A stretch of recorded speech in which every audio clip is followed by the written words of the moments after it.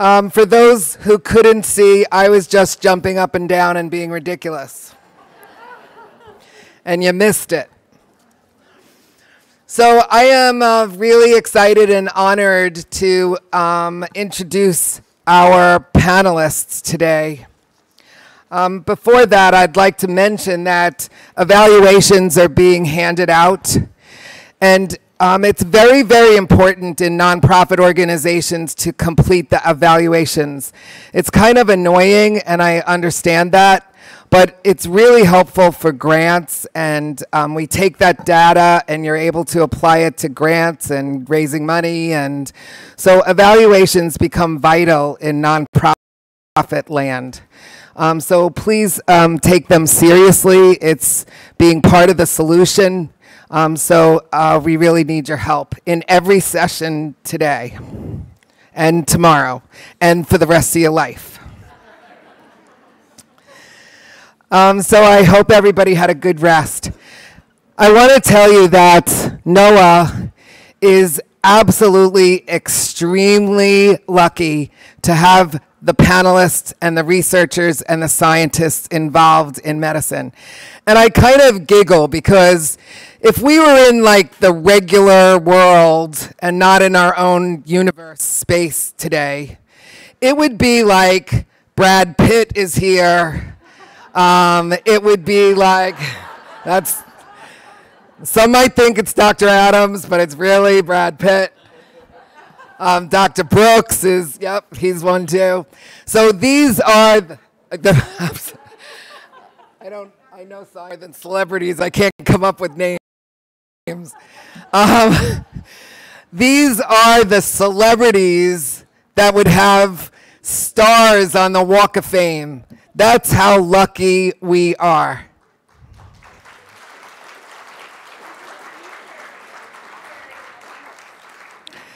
So this is like being at a concert, like a rock concert, and so in the real world, people would be standing up, screaming for encores. That's where you are. That's what we're doing here. The wonderful part about this is that they all work in kind of geographically a little bit of a different place, maybe different laboratories, but they amazingly work together. There is shared intellectual property, they're all collaborating, and that makes science move. So these are movers and shakers, and they don't have ego, they are the kindest, most humblest people, and they all work together to try to help us. So you have no idea how, well, you do have an idea because I just told you. So God bless our researchers. I'm going to actually introduce the whole panel because they only have a few minutes to talk, so I'm going to really, really talk fast, so let's go. So Dr. Adams, when they come up to the podium, they'll actually reintroduce their names so you'll know who they are, but I'm going to just read you who's up here. So Dr. Adams is the Deputy Director of Clinical Genomics at the Office of the Clinical Director. So he's from NIH. He's one of the NIH guys. He's a pediatrician, medical geneticist working in the National Human Genome Research Institute lab with Dr. William Gall. He received his MD, PhD from University of Washington in Seattle. His interest, thank God, is in albinism. Yay. He was inspired by Dr. Gall's work, so he started the Ocular Cutaneous Albinism Natural History Study in 2008. We're going to hear about his work, but we are very, very grateful that he does what he does for us. After Dr. Adams, Dr. Brilliant is coming on board. Dr. Brilliant is a senior research scientist with over 30 years. He started when he was 2, and genetic research. With albinism and complex traits. His team discovered genes responsible for OCA2, OCA4, HPS1. He holds the James Webber Endowed Chair at Marshfield Clinic, which is a super cool genetic place. And he directs the Center for Human Genetics there and Personalized Medicine Research Project. He's the principal investigator, you'll hear that, he's the PI, the principal investigator for a large NIH grant on precision medicine covering the state of Wisconsin. His work in personalized medicine and improved patient care focuses on eye diseases.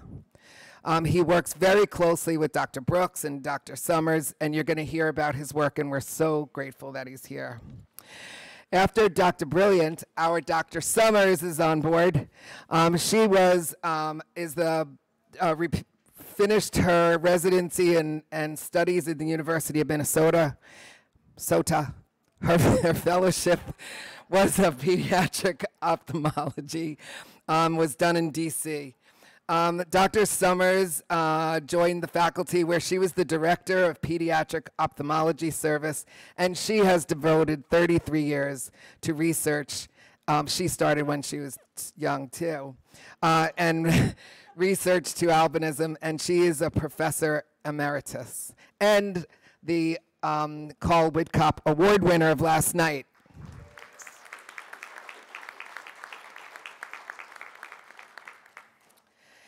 After that, we have a young underachiever right next to me, and that's Erica Wirtz, and she is finishing and working on her MD, PhD all at the same time. It's a shame she's so lazy. But she's very interested in investigating ways that vision develops in albinism and how the eyes and brains work together. And I assure you it's super important for sustainability purposes for us to absolutely embrace her, love her, and get her on our side for the rest of her career. So it's great to have young, interested people with us too. And then lastly, picking up the rear is Dr. Brian Brooks from NIH, and we all know Dr. Brooks as well.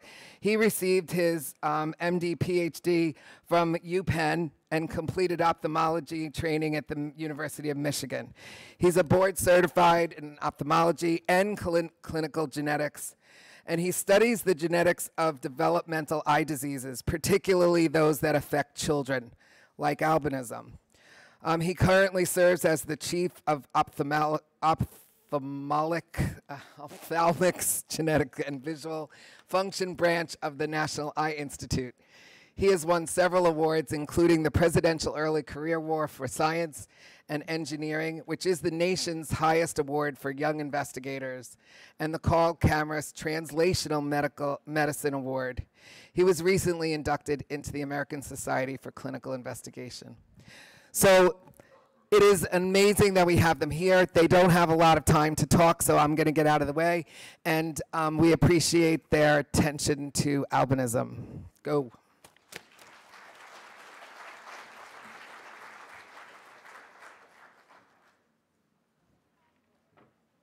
I just want to mention that there's an Ask the Doctor session later this afternoon, and it's Ask the Doctors for PWAs, people with albinism, and an Ask the Doctor for parents and families. And that's when we're going to have questions mostly, so we're probably not going to have the time for questions today. So please write them down and bring them to the session in the afternoon. Donna, did you mention there's going to be an HPS session later, so we probably won't have time to talk much about HPS today, but there's a couple of other sessions later in the meeting to attend if that's a particular interest. Is this? Okay. So there are going to be HPS sessions later in the meeting. If you're interested in that topic, we won't be covering it very much this morning. Let's see here.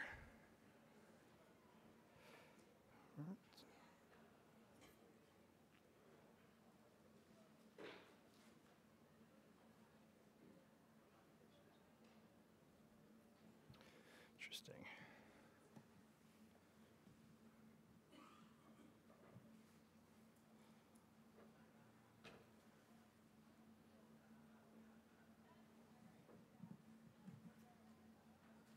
You having trouble? Yeah, I don't think, maybe they just didn't load it from here. Nope, it's empty. Here it comes. There we go. Okay. Slideshow. Got it. Okay. Thanks. Okay, thank you for letting me know that I was difficult to hear, and please let me know if that comes up again. Have to be close to this microphone for fellow speakers. So I think Donna says all sorts of nice things about us every time that we get together for a NOAA conference, but I think I can speak for all of my colleagues at the podium that we feel very privileged to be here talking with you and to be able to be working with the albinism community on these projects. And we feel that it's more of a partnership than any sort of a celebrity fan relationship. So I'm a pediatrician geneticist. I work in Bethesda at the NIH main campus. Dr. William Gall is the person who runs the lab I work in, and he studies Hermansky-Pudlak syndrome, among other things. I run a natural history study. So a natural history study is not a treatment study. It's a study that's set up to try to understand a condition. So in this case, people come to the NIH to be evaluated for 2 to 3 days. We collect a history of the person's experience with albinism and try to understand what coping strategies the person's used to overcome hurdles with their vision. We do an in-depth visual assessment. Some of those are done by Dr. Brooks and also his colleagues. We do blood work, a skin biopsy, and then we have return visits over time for people who are interested. We've had about 137 participants and 129 other family members who have participated in the study to date. This is a little bit difficult to see, but the dots along the bottom are ages. Along the left-hand side are different self-reported ethnicities. And you can see that the people that have volunteered for the study don't exactly match the US distribution of people, the ethnic populations in the US, and so we're always looking to enroll people that are in underserved populations with regard to clinical research.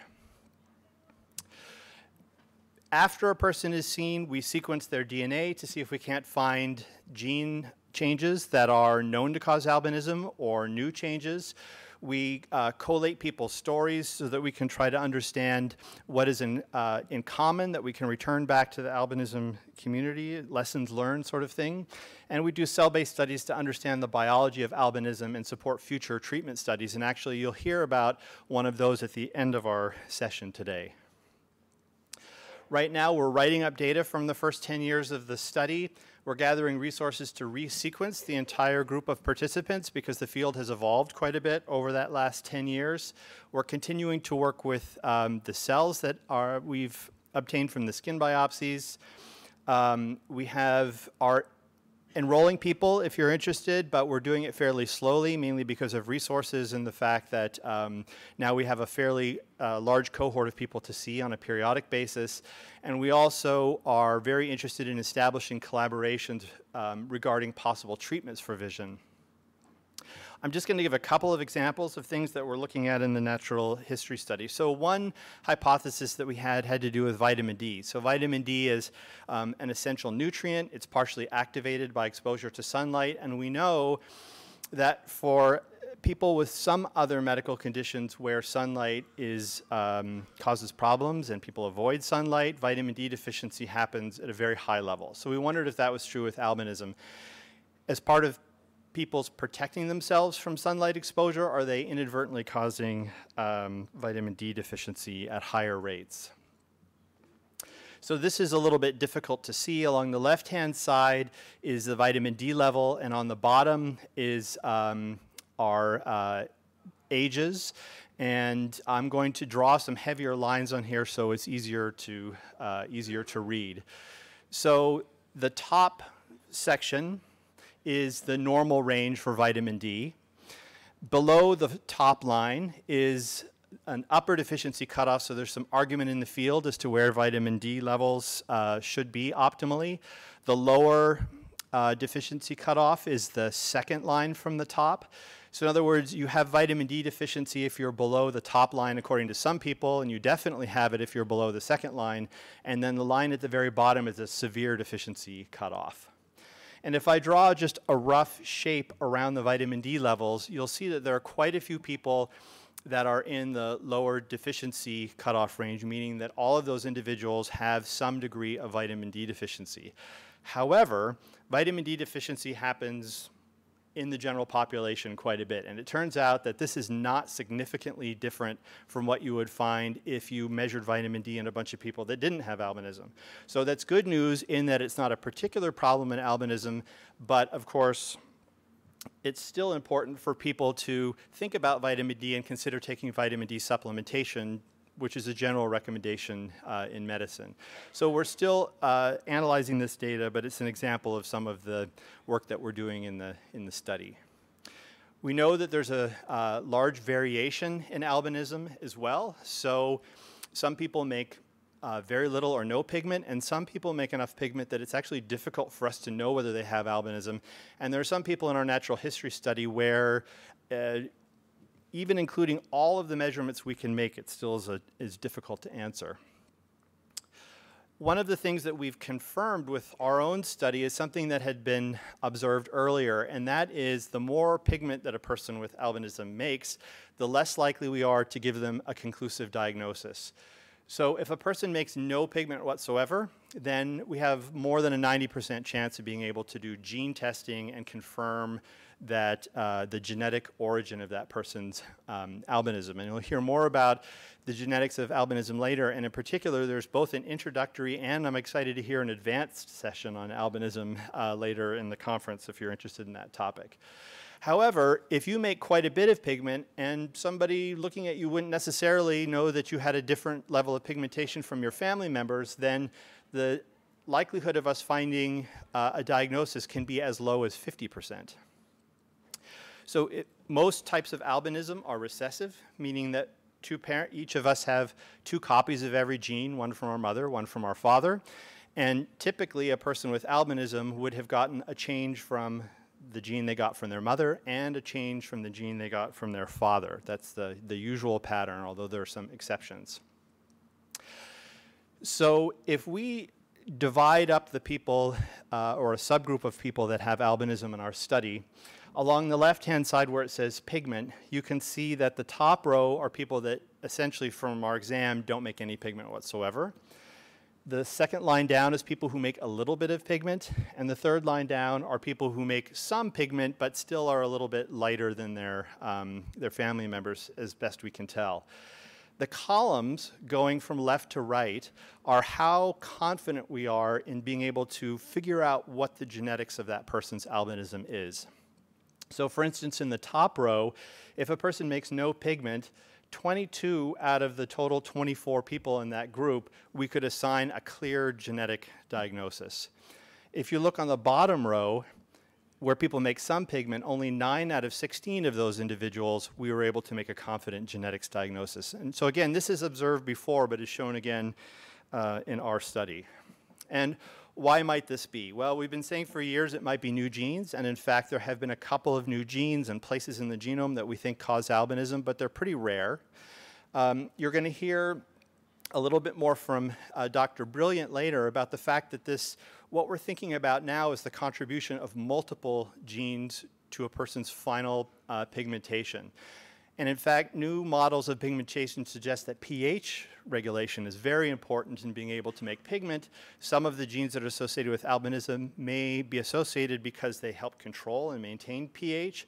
And so one of the current areas of focus for our lab is to try to understand how that pH regulation occurs and use the resources we've been given by our study participants to make models.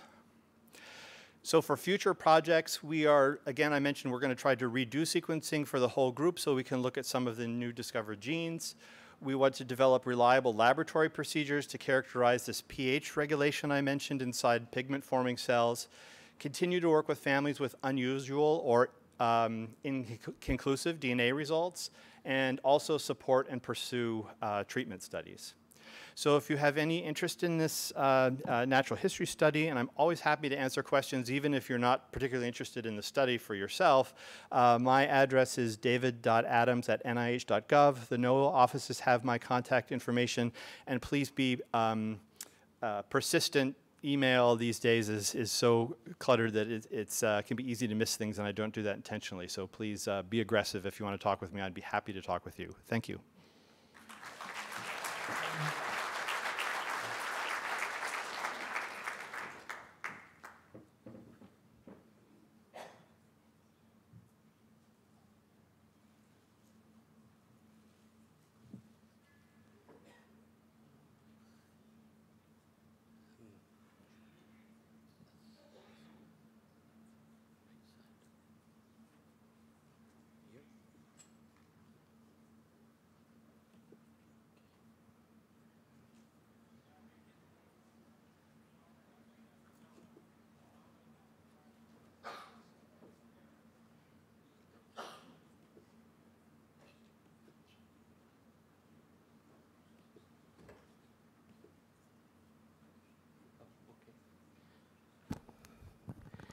Good morning. I just want to echo what the previous speakers have said, that the researchers that you see before you work together and really enjoy working together and sharing ideas. And that'll be apparent from a lot of the things that I'll say today. Let me just, okay, so we recognize that albinism is a congenital abnormality. That means it's present at birth, and it affects the way that we make pigment or melanin. And it means that that melanin is reduced or absent, and it always includes specific abnormalities of vision and that we can see even in the structure of the eye. And later on, Erica will talk about the way we look at that structure as well. Okay. So let's see, how do we advance it here? Yeah, okay. I'm using the arrow. Are you on presentation mode? I don't. Bottom right corner Bottom. of the screen. Oh, okay, sorry. I got it. Okay. Here we go. And yes. Okay. So one of the things that we've done in collaboration with scientists that you see on the panel here is in collaboration with especially David Adams' group, we created a panel of genes that are associated with albinism and genes that affect pigmentation in general. And what we've been doing is looking at a series of people with albinism and people who don't have albinism to look at the changes in these genes. And that's a way to better understand what are the genetics behind albinism. Okay, so the dogma, the rule that we generally go with in genetics is that recessive forms of albinism, which are what we call oculocutaneous albinism, or the OCAs, require two non- or low-functioning copies of the same gene.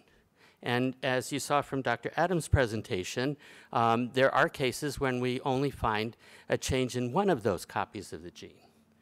And according to the dogma, having only one non- or low-functioning copy of an albinism gene means that you are a carrier and you do not have albinism.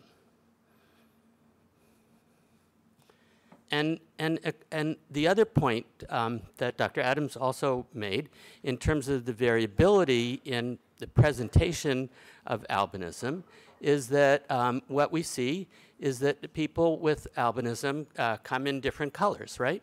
So we have the enzyme tyrosinase, which is encoded by the OCA1 gene.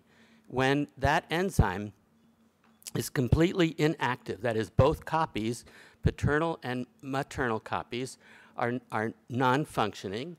We can't make any melanin at all, and we call that OCA1A. When at least one of those copies makes at least a little bit of melanin, we call that OCA1B. The other OCAs also have small amounts of pigmentation that you can see in particular in the hair. And we think of albinism as kind of a threshold thing, that if you have less than a certain amount of pigment, that's albinism. More than a certain amount of that pigment is not albinism. So if we think of this as, if we say, in terms of a cup. So if you have a full cup of melanin, that is, you get half a cup from mom and half a cup from dad, then you have normal pigmentation. If you're a carrier and only have half a cup, you still have normal pigmentation. You're a carrier, but you don't have albinism. So albinism is, again, this threshold where you have either no amount of melanin in that cup or a little bit in that cup, and that leads to albinism. What we're finding, and as Dr. Adams indicated earlier, is that we see some people that we would genetically say that they're a carrier, but when we examine their eyes and their vision, we realize that they do have albinism, but we can only account for one of those, one copy of one of the genes that is inactive. And therefore, if we just looked at their genes, we would think that they're carriers. But yet they have albinism. So what can explain that? Well, one possibility is, again, thinking of this as a threshold model, that that one missing copy of an albinism gene leads to that half cup. But then they have other changes in other genes that reduce that half cup even further, and that leads to albinism. So it's kind of a new model that goes against the kind of central dogma of genetics, that albinism is a recessive gene, a recessive trait. Most people with albinism, we do believe, have two copies that are non-functional of the same albinism gene, but we do recognize that there are some people that don't fit into that category, and therefore their albinism is likely caused by more than one gene. And lastly, I just want you to know that besides the panel that you see here, the larger scientific universe is interested in albinism. And at the largest vision research conference, or called ARVO, Association for Research in Vision and Ophthalmology, last year in the conference in Baltimore, we had a special session on controversies in albinism, and that dealt with the visual problems of people with albinism, and really kind of brainstorming on how to fix that. So with that, I'm going to end my talk, and we will be around and available for questions at the Ask the Experts sessions later on. And thank you for your attention.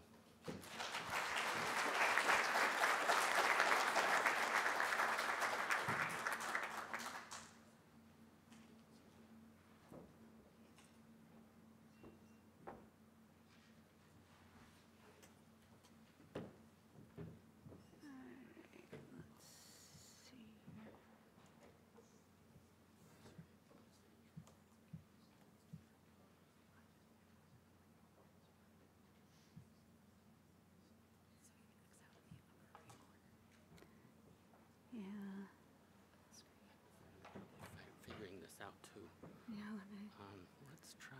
I can't even find the cursor anymore. Yeah, no. Where's There, the cursor? okay, now you got Did you find that. the cursor?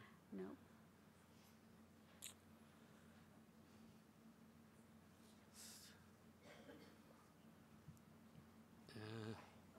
I know. Let's try escape, maybe. We're having trouble finding the cursor. A couple technical difficulties here. I think it's kind of funny that all the vision doctors and researchers can't find the cursor. How many times has that happened to us? It gets lost over there. Okay. It gets lost over the projector sometimes. Come on. There we go. There we go. You got okay, it. yeah, so close.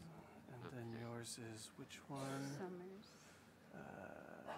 Research update. That one, That one, I bet, is it. Yeah, there you go. Yeah, thank you. Okay, you're welcome, and thank you, Dr. Summers. Okay, come on, let's start. Sometimes. Hang up here.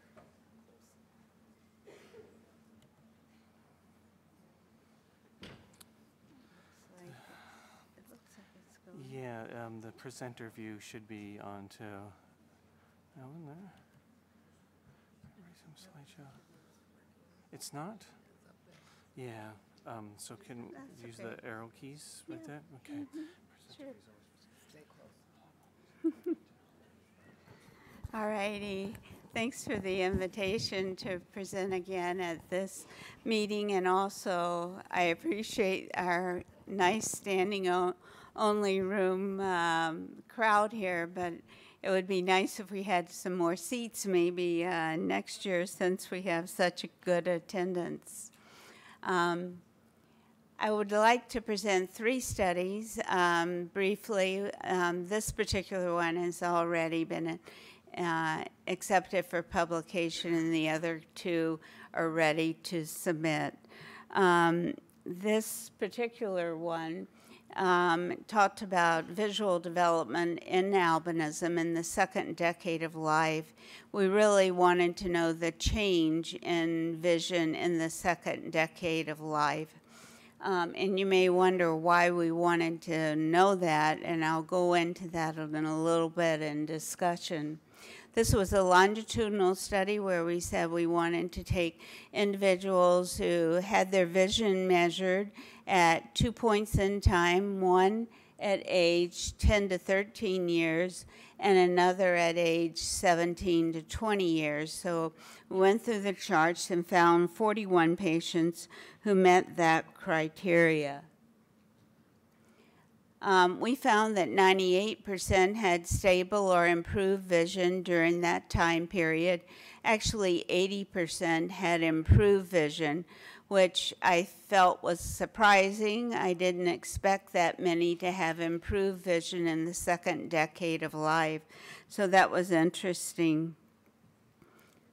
We also looked at the group that had had eye muscle surgery, either for nystagmus or for strabismus, and we looked at those who had no eye muscle surgery, and there was no significant difference in their improvement in vision. As in other studies, the ones who had the better vision were those who had OCA 1B or those who had OCA 2. This data is similar to the data that we had from an earlier study where we looked at change in vision in the early school years, where we looked at 61 individuals who had albinism, and we found that 80% of them had improvement in vision. But the improvement in vision in the 2nd decade of life was not as great a magnitude as what we had seen in the early childhood years. So I think what we are learning from this, and what can be very reassuring to patients and their families, is this is not something that deteriorates. It's something that vision is going to improve in albinism in the majority of cases. It continues to improve in the majority through the 2nd decade of life.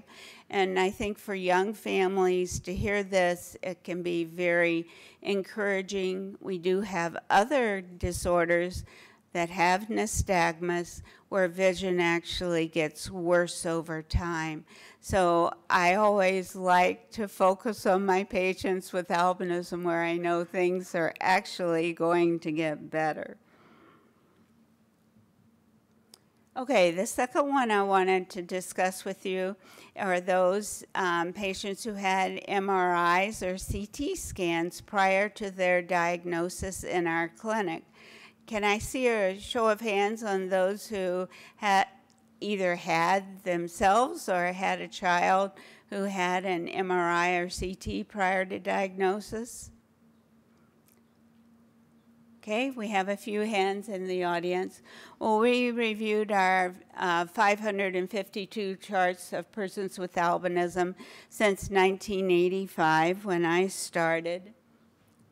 And we found that 52 of them had had MRIs or CT scans. And as we know, there are some changes in some individuals, and they have ADHD, or we know there's abnormal wiring from the eye to the brain, but those don't show up on these scans in albinism. So why did they get the scans? And some of them required anesthesia, especially in the little babies. Others required sedation, all of which come with increased cost and increased risk. So half of them were for nystagmus, and not surprisingly, a primary care doc sees a child with nystagmus and recognizes something's up and immediately thinks something's going on with the brain. Well, none of these patients had OCA1A. They look at the child and they say, oh yeah, white hair, white eyelashes, then they must have albinism. I don't need to image them. So it was only the pigmenting type of albinism that ended up getting scanned. Only 3 of the scans showed any abnormalities. 1 was an incidental structural abnormality. The other 2 confirmed what was already found on the clinical examination. So I think we had 52 scans that probably, in retrospect, did not need to be done. We decided to look at this by decade. We know that we started having more MRI scans done in about the 90s, and even more probably in the early 2000s. We had a peak there 2000 to 2009. We had 2, we didn't know exactly which decade, it wasn't recorded. And is the decrease that we see more recently real? Does it reflect a selection bias or something else? And that part we don't know.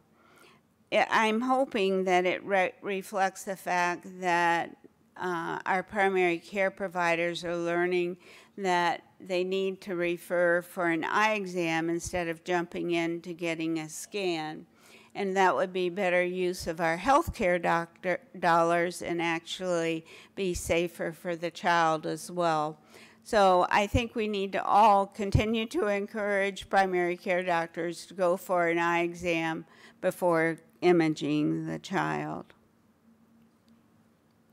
The last thing I wanted to talk about is factors that might be associated with improved vision in OCA1A.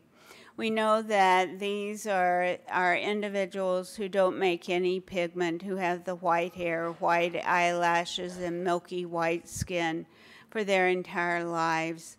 And in most of our studies, they will have the poorest vision. But if you look at some reports, occasionally they will get 20/50 to 20/60 vision. And why is it that some of them will have pretty good vision, but the majority will have poor vision? That's just something that's always struck me as different. And we wondered if it might be the age at which they get their glasses and started wearing them. So, yes, he's a high achiever. He was very good with his early wear of glasses. Okay, so we found we had 70 charts of patients with OCA1A, and we decided we only wanted those who had a vision at age 12 because we wanted to compare what their vision was at an age where we know they're mature enough to get a really good vision. And so we asked the question, does age at starting glasses really make a difference? Well, let's see. The best vision was 20/50, and that individual started glasses at age 3 months. The worst vision was 22/50, and that individual didn't start glasses to 4 years. Can we come to the conclusion that age makes a difference? Well, you might think so, but those are just 2 patients. That really doesn't tell the story. So we divided them up into getting glasses before age 1 year and wearing them well, or getting their glasses after 1 year of age. And we find that their average vision in the first group was 20/85, and in the other group was 21/25. Does that conclusively say that wearing glasses earlier makes a difference? Well, it's very suggestive and certainly suggests a positive trend, but we tend to use statistical significance to help us make that decision, and it did not meet the criteria for statistical significance. The one thing that did in this study is that larger amounts of astigmatism in their glasses was associated with poorer visual acuity. So that was interesting. So unfortunately in our study we had to decide that there are several factors that are associated with improved visual acuity in OCA 1A, including refractive error, when the glasses were started, perhaps there are genetic mutations, and maybe other factors that still have not been determined. Our sample size was only 21 for the parameters that we set before we decided to do the study. And if we did this study again in 10 years, as my colleague Dr. Struhl might do, she's down here in the front audience, maybe she will find that starting glasses earlier will make a difference. But I think that was inconclusive but suggestive in this study. I would like to recognize my collaborators. Just as with Noah, we work much better together. Thank you.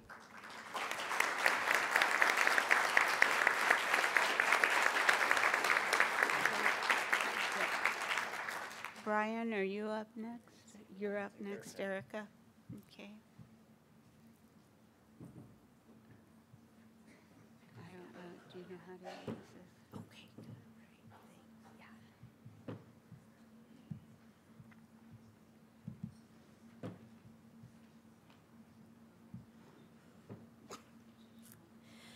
Good morning. Thanks so much for joining us this morning. My name is Erica Wirtz, and I'm here from the Advanced Ocular Imaging Program, which we're at the Medical College of Wisconsin in Milwaukee, which is led by Dr. Joseph Carroll. We collaborate with a lot of the scientists that are on the panel this morning. And what I'm going to be telling you about is some work that we do in our lab looking at structure in both the eyes and the brain to understand how the visual system works. So you've heard me talk about the visual system. So I'm going to ask you, what is vision? What do you think of? What do we use to see? Is it just eyes? Well, in fact, vision is more than just eyes. It also encompasses a whole system that includes the brain as well. And even if you look at a diagram of the visual system, you can appreciate how even though the pathway starts at the eye, it follows a pathway and takes several steps all the way to the back of the brain, and all of these pieces work together to help us see really well. So in albinism, what our lab is interested in studying is this big question of what exactly is causing decreased vision in albinism.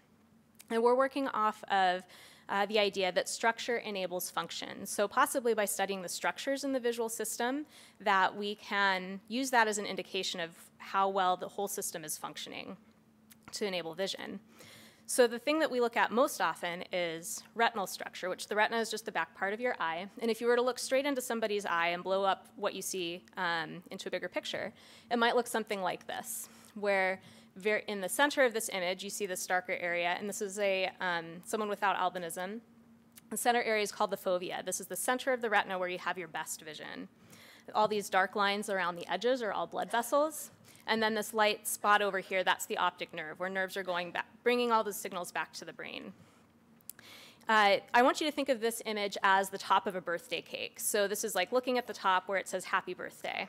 Now, if we were to cut a slice down the middle of that birthday cake and flip it on its side so we can see all the layers in the cake, we can get an image that looks like this. And so you can appreciate that there's all those light and dark bands, just like in a slice of cake. And this pit in the middle, this is the fovea, again, where that center of vision is. And you can see how all those layers towards the top are all pinched off to the side. I'm going to talk about that a little bit more later. But the other thing that I mentioned before is that we're also interested in looking at brain structure because it's also part of the visual system, as well as the connecting structures, because also, as I mentioned, visual information takes several steps to get back to the brain. And in that way, you can think of the visual system kind of like a relay, where a visual information or an image is being passed just like a baton between several different runners. And so we want to look at each runner and see what their roles are in getting to the finish line. So for example, if you were looking at an image, such as our skyline in Milwaukee, this is our visual information. And the first step in that relay is that information gets passed to a cone photoreceptor. And this is a, oh, my image is not showing up. But this is a cell that turns light into signals that your brain can interpret. And these guys live in the retina. The next member of that pathway is the ganglion cell. These are the cells that actually carry the information from the eye back to the brain. So these are the connectors. And again, ultimately ends up in the brain where the image is interpreted. Now we have a few different tools to look at each of these structures. And if we were to look again at the top of that birthday cake and zoom in even further, we might get an image of the cone photoreceptors that looks like this, where each one of those individual spots, bright spots, is an individual photoreceptor. So again, this is an image from that very center of the retina. Now, if we were to look at that cross-section picture, all the layers of the birthday cake, these photoreceptors correspond to this part of the image. Now, if we want to look at the next step in the pathway, the ganglion cells, that's this part of the image. And we can also image the brain, as you know, using a variety of different techniques, but I'm not going to talk about that one as much today. If we look at that first member of the relay, the photoreceptors, if we compare a control, which is just, anytime I'm saying control in this presentation, that's just somebody who doesn't have albinism. We compare it to somebody who has albinism, you can appreciate a few differences. In someone with albinism, there are fewer cones than in someone without albinism, and they're bigger and more spread out. So we might think, okay, maybe the fact that there's fewer cones, that might be contributing to one reason why people with albinism don't see quite as well. So we wanted to look at that question. And just for reference, that scale bar at the bottom is equal to 1/4 the width of a human hair. So these are really tiny structures. So we wanted to look at visual acuity. And just to remind you, visual acuity is just a measurement of the smallest thing you can see. And that means that in visual acuity, a low number is actually better, because if you can see really small things, then you can see really well. So we looked at this in both people without albinism and people with albinism. So the controls are the blue points and albinism are the orange points. So we measured cone density, so how many cones they had, and compared it to how good their visual acuity is. And if we look at this end of that blue curve, the people without albinism, you see that these are people who have lots of cones and they have really good acuity. Okay, that makes sense. And likewise, if we look at this side of the curve, these people have fewer cones and not so great acuity. So that also makes sense. Now, if we look at the orange curve, which are the people with albinism, that whole curve is shifted up, which means that even though a lot of people with albinism have the same number of cones as people without albinism, they're not seeing as well as someone without albinism.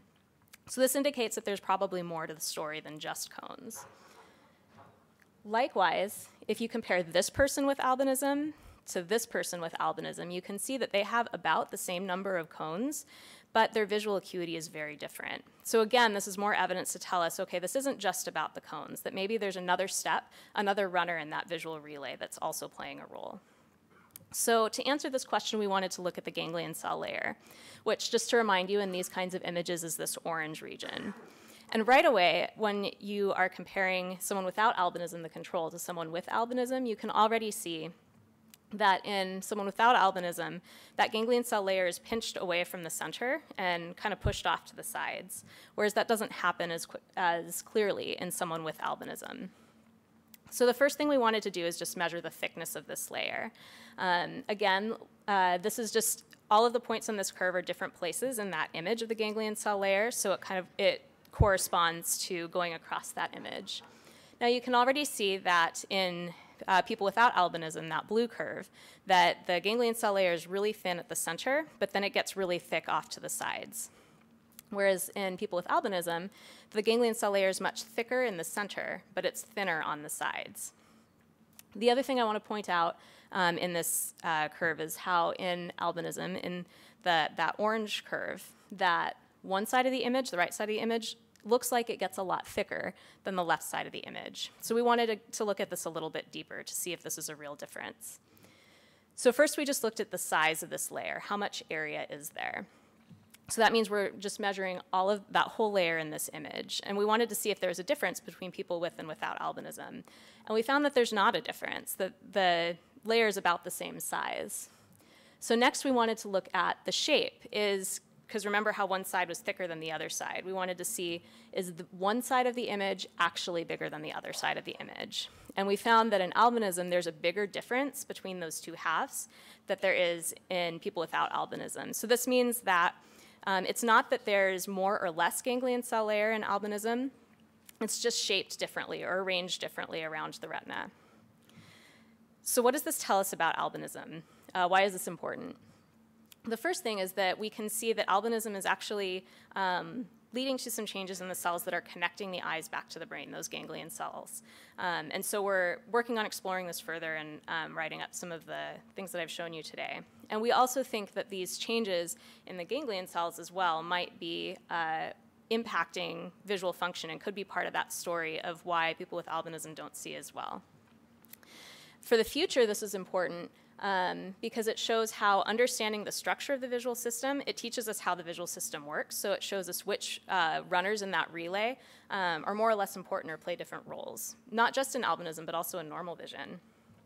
It also shows us, again, how different people with albinism might have different experiences, which really drives home the point that pretty much everyone else on the panel has been talking about as well, how we see this spectrum and variation that we're still trying to better understand. And importantly, we also hope that this will provide some targets for treatments in the future. Because again, if we know which cells are playing really important roles, then those are the ones we know that we can look at further and explore as ways to improve vision. And hopefully provide more information even when you go and get your eyes looked at so that we can get a better idea of what to expect. So I want to acknowledge a few people. First of all, Dr. Joseph Carroll is the principal investigator in our lab. We also collaborate closely with Dr. Edgar Dio. And Dr. Melissa Wilk is a previous member of our lab who pioneered a lot of this work. And if you were here 2 years ago in 2016, you might have heard her talk about her work as well. I want to acknowledge the rest of our lab as well as our funding sources. And then I also want to let you know that if you are interested in participating in our research, we are still looking for people to come and get imaged. This is my contact information. I'm happy to talk to anybody, answer any questions about what we do. You also received a brochure in your registration packet, which Dr. Brilliant has provided me with, and so that has all of this information as well. And we're really excited to hopefully bring some of you out to Milwaukee so that we can continue this work. Thanks very much.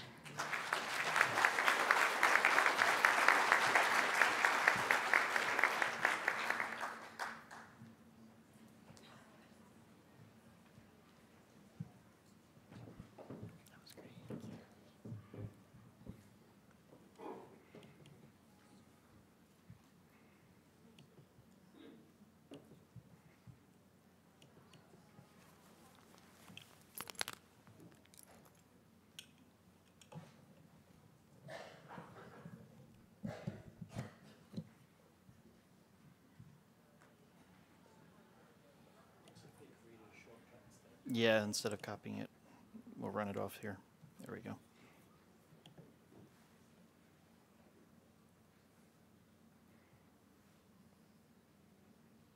All right, I've got my view here, but it's, let's see.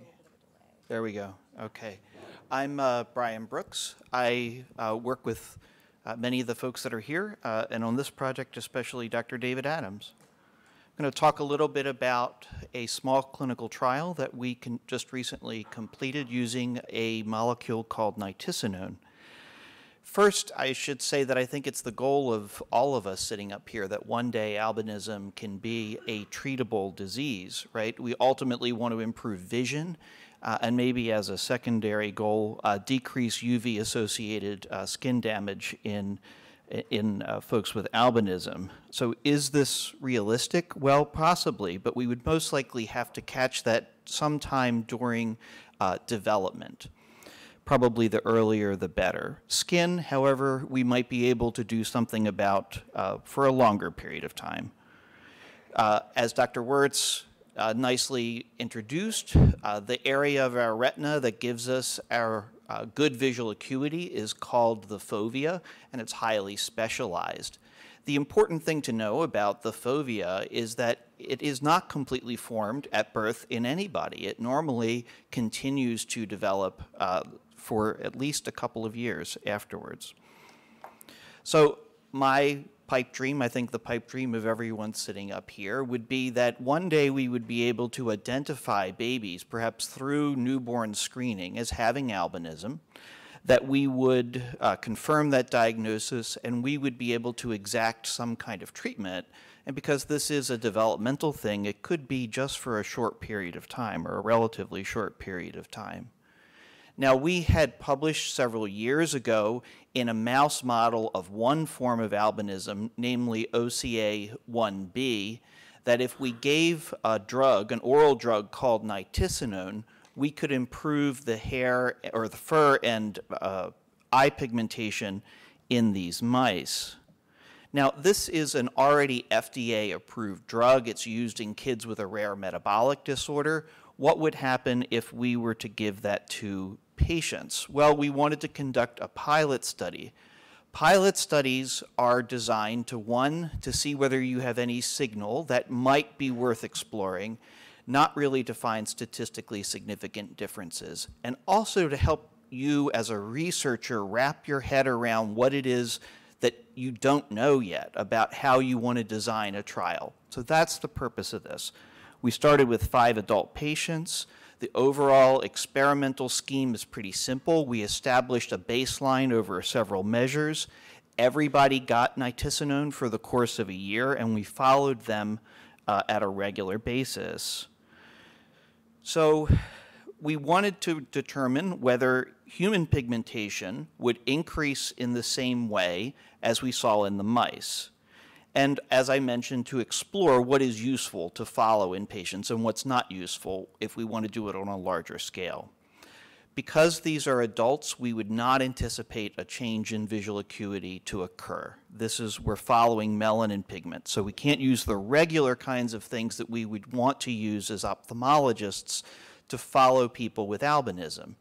So we looked at something called iris transillumination. I think everyone is familiar with the red eye reflex that you would get on old photographs. What you're seeing there is the light reflected off the back of the eye coming through the pupil. In folks with albinism, there's less melanin pigment in the iris, and so some of that red light or orange light bleeds through the substance of the iris. Dr. Summers has published a very nice scale that we use clinically every single day that I see patients. For the purposes of a study, we increase the number of gradations so that we could maybe make finer distinctions between levels of iris transillumination. We measured a bunch of things: visual acuity, contrast sensitivity, how well you can pick up something gray on a light background, the electrical responses of the retina using an ERG. We looked at skin melanin content and hair melanin content, as well as a couple of safety features.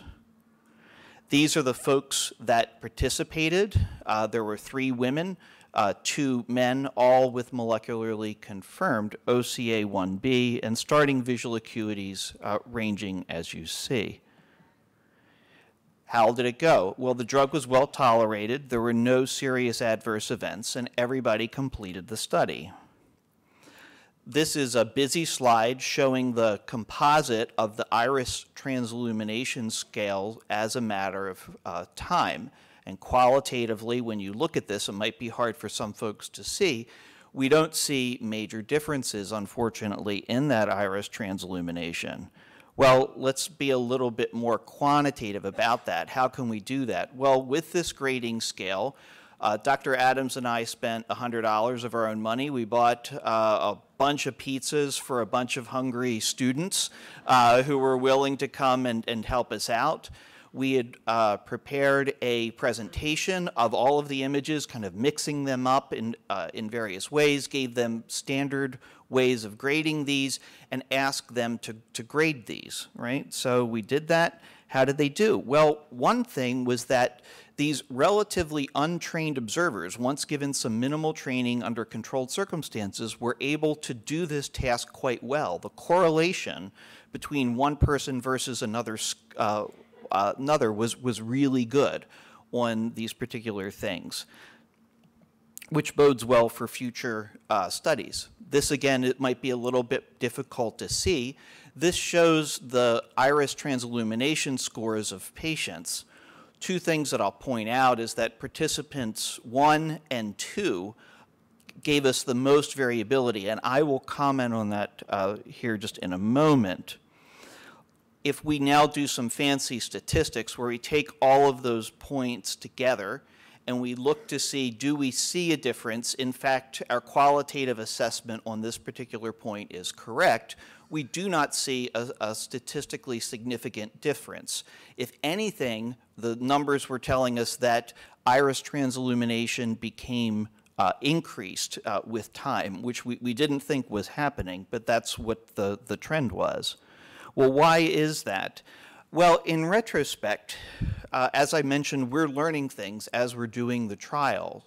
There were some technical things that I think in our early stage of the first 2 patients, in collecting the iris transillumination images, that we subsequently improved upon. And so I suspect that building forward for what we saw for patients 3, 4, and 5, we would have a much more steady baseline.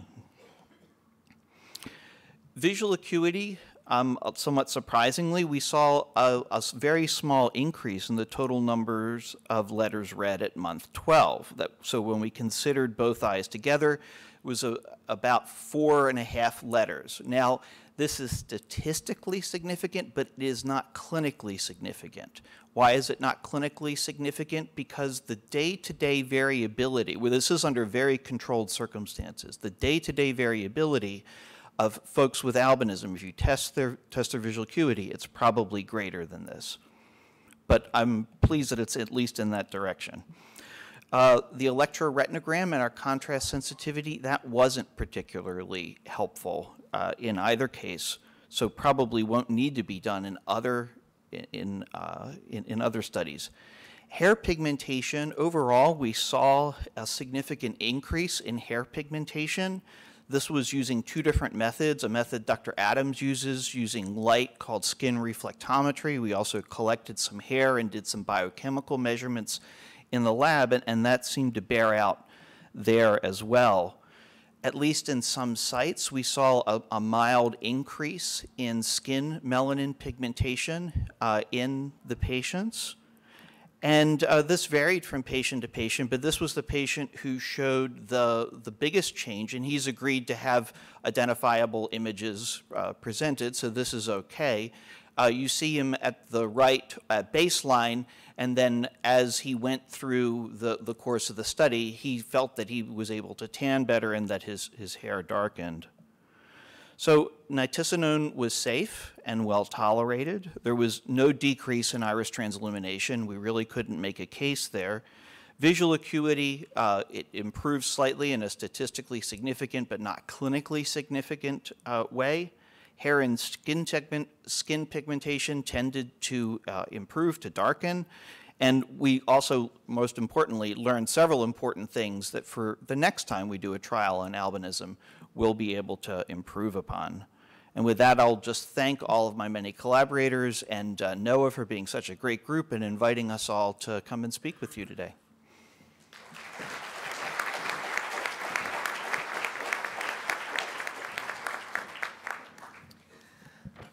So we want to thank our presenters. We have a gift for them, and we're going to be giving it to them. And I just wanted to say a couple of words about research in general. So certainly I'm Donna Appell, and I'm the Hermansky-Pudlak syndrome representative here. And so one of the things that I want to mention is, you know, why should people become involved in research? So isn't it amazing that we heard these studies and these doctors discussing the different types? We started, Dr. Brilliant was discussing, wow, we used to think that it was black and white, cut and dry, autosomal recessive. You have a, you know, the gene, you know, 2 alleles, 2 people come together and create a child with albinism, and now there's a little gray area. Maybe the carriers, maybe there are other genes involved. This is like burgeoning information. Like we're actually becoming aware, and they're being able to study and understand this. Why? because we're involved, because the patients are involved, because the people are involved. That's how they can determine that there is a grayness, that there is more information. So it might not be autosomal recessive, the end of the story. So this is why it's so important to become involved. Look at Dr. Brooks's work. It's like, wow, a possibility of being able to treat an infant and have their visual acuity get a little better. Isn't that something that would be crazy good to be part of, especially if the side effect for you might be someday would be able to get a little more pigment and not so much skin cancer? I mean, these are like super opportunities to become part of a solution. And so I know that I'm kind of preaching to the choir because you guys are here, and the people that tend to come to conferences for information, especially come to fill up a standing room only meeting like this, are people who are actually interested in research, interested in making life better after you leave it. They're interested people, so I commend you for being here. And I appreciate, really super appreciate the science, curious attendees. So don't tell anybody else out there, but you guys are all my favorites. So being part of the solution is a good thing. I'm just getting waved that we're really almost done. But I do want to mention that, the idea of trying to figure out what type of albinism you have is really important, also for one reason. You want to make sure you might not have the syndromes of albinism. So it is important to find out whether or not you don't have Hermansky-Pudlak syndrome. And so working with these doctors to figure out what gene type you have can actually help distinguish and be sure that you don't have Hermansky-Pudlak syndrome, because that's kind of like something you really need to know. Why? Because things like Motrin can actually make you bleed more. There are definitely reasons. There are not cures, there are not treatments right now, but there are really good safety, important reasons why you should know that you don't have Hermansky-Pudlak syndrome. And then taking it a step further, why you should know what type of albinism you have. So I really encourage everybody to try. It's my pitch to kind of, in this day and age, with all of this research that's going on, it's really time to figure out what type of research you have. And we have the resources of Brad Pitt, we have the resources of everybody up here to make that determination. And you guys, being the favorite people in the conference, are the army out there to actually keep your eyeball on people all around the albinism community in our social networking, in our social areas, so that you can actually encourage people to reach out to Dr. Adams, to actually find out what they've got, so that you make sure that you don't have HPS, so that you keep people safe. So I ask you to be the soldiers of curiosity, the soldiers of advancement, the soldiers of trying to get the world a better place when we leave it. So I appreciate our doctors. I appreciate your attention. I want to just mention, too, that I have to take a breath. Okay. I want to mention that the Ask the Doctors, so this panel of amazing people are going to be at Pershing Place East all afternoon. So at 1 o'clock, it's going to be for people with albinism, and at 2:10, 2:10, it's going to be in that same room, and it will be for parents. And so we're going to be hanging out all afternoon there for you. And there's going to be no kind of talking heads, don't mean to say it like that, but there's going to be no talking lectures. It's going to be sit around and chat. It's going to be ask them everything you want to know, and they're going to have the time to answer those questions. So please join us this afternoon. Please fill out your surveys so we can make a lot of grant money someday, somehow, and thank you very much for your attention.